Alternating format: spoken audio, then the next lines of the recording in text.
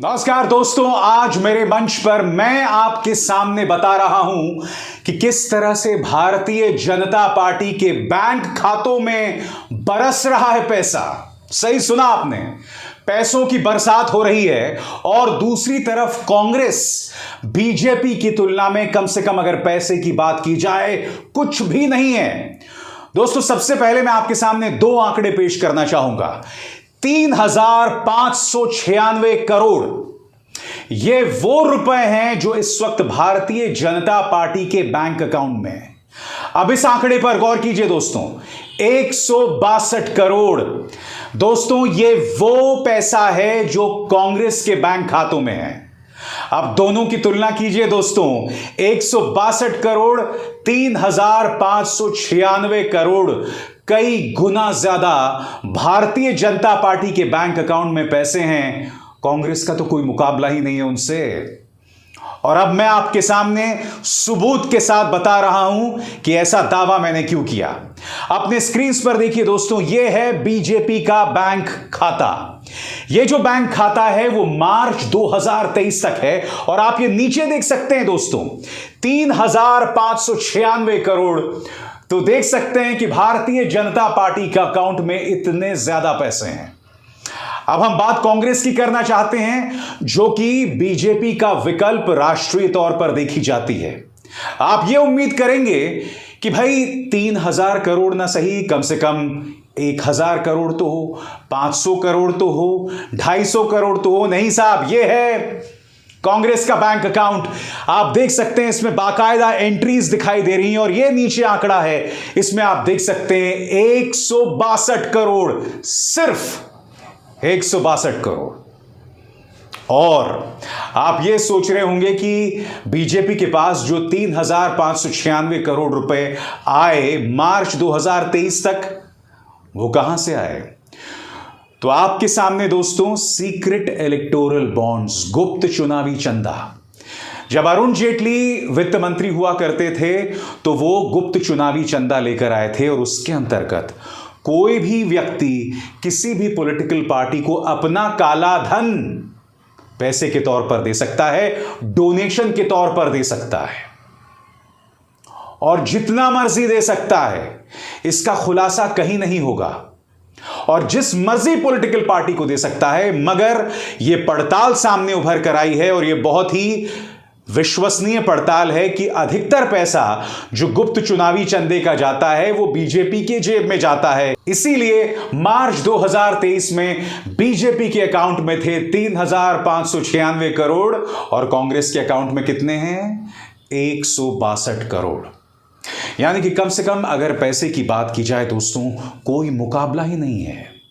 अब पैसे के साथ एजेंसीज का साथ, इन एजेंसीज पर निगाह डालिए। एनआईए, इनकम टैक्स, ईडी यानी प्रवर्तन निदेशालय, और सीबीआई। पैसा, एजेंसीज, और ऊपर से पापा की परियां और मीडिया के गुल्लू और कालू। ये तमाम ताकत भारतीय जनता पार्टी के साथ हैं। यानी कि सिर्फ 3,596 करोड़ रुपए नहीं है दोस्तों, 7 एजेंसीज का है और 7 मीडिया का है। कांग्रेस का मुकाबला, ये कहा जाए विपक्षी गठबंधन इंडिया का मुकाबला इससे है। मगर क्या ये आंकड़े देखने के बाद कांग्रेस के हौसले पस्त हो जाने चाहिए या विपक्ष के हौसले पस्त हो जाने चाहिए? बिल्कुल नहीं दोस्तों। अगर इतिहास ने किसी चीज को साबित किया है तो ताकत के सामने अगर मजलूम के हौसले, अगर कमजोर के हौसले मजबूत हों तो वो ये मुकाबला कर सकता है, चाहे 3,596 करोड़ हो या 10,596 करोड़। विपक्षी गठबंधन इंडिया को इस बात को याद रखना पड़ेगा। और हम ये ना भूलें दोस्तों, जैसे जैसे वक्त गुजरता जाएगा और इस साल के अंत में जो 3 राज्यों में चुनाव होने वाले हैं, यानी कि मध्य प्रदेश, राजस्थान, छत्तीसगढ़, अगर इन 3 राज्यों में कांग्रेस 2 राज्य भी जीत जाती है तो पूरा खेल पलटने लग जाएगा दोस्तों। उसके बाद लोकसभा चुनावों के लिए एक ऐसी उल्टी गिनती शुरू होने लग जाएगी जिसमें यह भी हो सकता है कि एनडीए के साथ इस वक्त जो 38 दल हैं उनमें कई दल जो हैं वो इंडिया गठबंधन के साथ आ जाएं। और इस बात का इशारा कांग्रेस अभी से कर रही है। आपकी स्क्रीन पर कांग्रेस के प्रवक्ता आलोक शर्मा, उन्होंने बाकायदा एक प्रेस कॉन्फ्रेंस की है दोस्तों, और इस प्रेस कॉन्फ्रेंस में उन्होंने क्या कहा है आपकी स्क्रीन पर ध्यान से एक एक शब्द पर गौर कीजिएगा। कांग्रेस प्रवक्ता आलोक शर्मा ने रविवार को दावा किया कि बीजेपी का जो गठबंधन है एनडीए, उनमें हिस्सा लेने वाले 38 दलों में से 4 से 5 दल इंडिया गठबंधन के संपर्क में हैं और उनमें से कुछ आने वाले दिनों में विपक्षी गुट में शामिल हो जाएंगे। आलोक शर्मा ने यह भी कहा कि 1 सितंबर को मुंबई में होने वाली इंडिया समूह की आगामी बैठक में कुछ महत्वपूर्ण फैसले लिए जाएंगे। एक प्रेस कॉन्फ्रेंस में आलोक शर्मा ने कहा, प्रधानमंत्री नरेंद्र मोदी द्वारा संबोधित एनडीए की बैठक में हिस्सा लेने वाले 38 दलों में से कम 4 से 5 राजनीतिक दल इंडिया गठबंधन के संपर्क में हैं। उनमें से कुछ जल्दी विपक्षी गुट में शामिल होने वाले हैं, जबकि कुछ 2024 के चुनावों से पहले शामिल होंगे। दोस्तों, ये दावा तो किया जा रहा है, मगर कांग्रेस को कुछ और तथ्यों पर गौर करना पड़ेगा। मसलन महाराष्ट्र में कांग्रेस के गठबंधन का नाम है एमवीए महाविकास अघाड़ी। अब कांग्रेस के साथ शिवसेना यानी उद्धव ठाकरे की शिवसेना तो खड़ी है, मगर एनसीपी को लेकर दोहरी बातें सामने उभर कर आ रही हैं। शरद पवार कभी तो यह कहते हैं कि हमारी पार्टी में कोई टूट नहीं है, कोई मतभेद नहीं है, हमारी पार्टी में 2 अलग अलग विचारधारा के लोग हैं तो कोई दिक्कत नहीं। और जाहिर सी बात है, यहां वो इशारा अजीत पवार की तरफ कर रहे हैं जो बीजेपी की गोद में बैठे हुए हैं। अब अगर शरद पवार ऐसे विरोधाभासी बयान देंगे तो यह महाराष्ट्र में एमवीए के लिए ठीक नहीं है।